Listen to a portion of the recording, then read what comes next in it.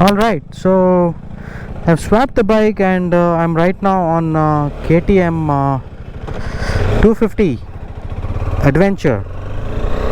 So off the mark.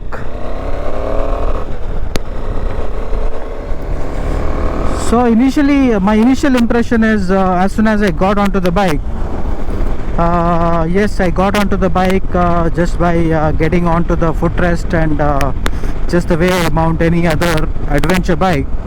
And once I got onto this bike is giving me a big bike feel, definitely.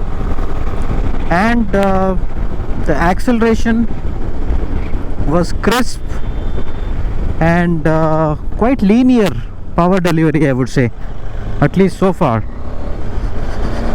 And the clutch is very soft, super smooth operation.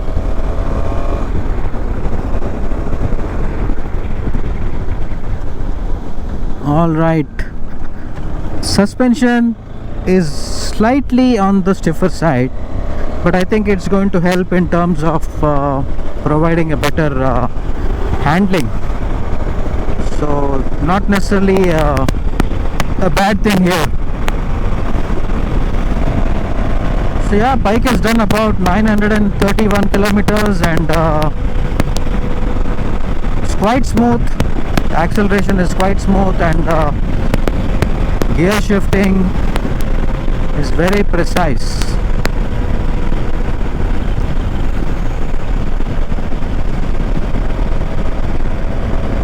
The windscreen, I would say, does a decent job, but I don't think it will do any good when you are in triple digit speeds.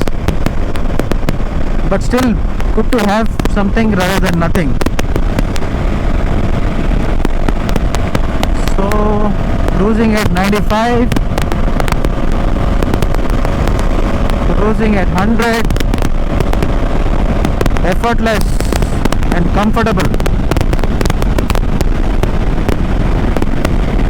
Comfortable 100.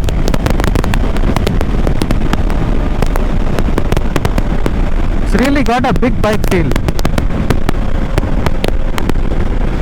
Braking department has been one of the strengths of KTM.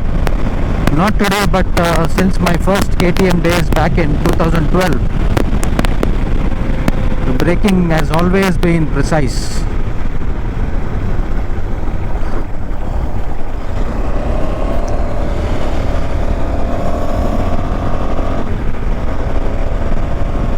The only difference what I find between this and the 390 ADV is the rush of torque or the power in the mid-range.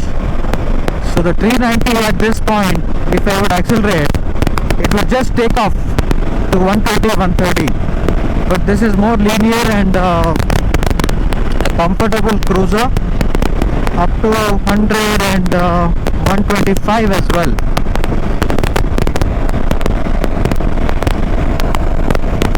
I would say good handling, but KTM could do better with this mirrors. They're too small and very less visibility.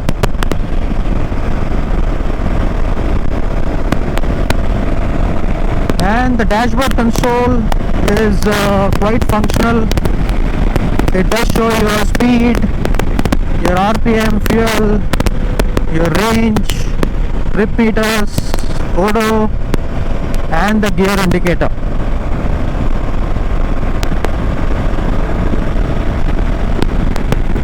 And the best part is KTM has gone ahead and provided a power socket as well, so that the riders don't have to go and get something aftermarket like how I had to get it on any of the other bikes.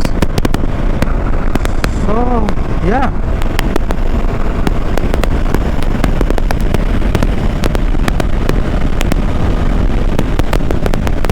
so this definitely is a good all-rounder bike in terms of cruising and in terms of doing some trails, all of that. And it can be a starter bike for many of us who are getting started with their first bike and want something which can tackle a bit of off-roads, bit of highway touring and the city. So totally a good all-round package. Yeah, I like the bike. It's more than adequate. Most of the time in the city or highway, which I generally will be cruising at 80, 90 and 100, typically in Indian conditions. So I think this definitely does justice to that. And trust me, compared to any of the other 250cc, the KTM 250 is way ahead of competition with the kind of power it delivers. 30 bhp for a 250cc machine is quite commendable and effortless. Bike is effortless, butter smooth and really nice to ride and gives a big bike feel at a budget friendly cost. So yeah, that's my initial ride impression about this bike. So definitely, if you would ask me, should I buy this bike, I would say yes. If you are looking for a 250cc bike which can deliver 40 plus kmpl and comfortably cruise 100 to 125, do your off-roads, do your city, do your highway, this is definitely a great bike to have. And one word of caution, this is definitely not a short bike, it is a tall bike. So I think the saddle height is around 835 or 45, not sure, you can look it up, but it is slightly more taller than my Versys as well, slightly. So from that point of view, I think for the guys who are above 5'8" of height should not be a problem. Anything below 5'8", definitely test ride, figure it out and then go in for it. Otherwise it's an amazing bike. Yes my friends, so that's my initial ride review of KTM Adventure 250. Hey, thanks for watching. Have a wonderful day.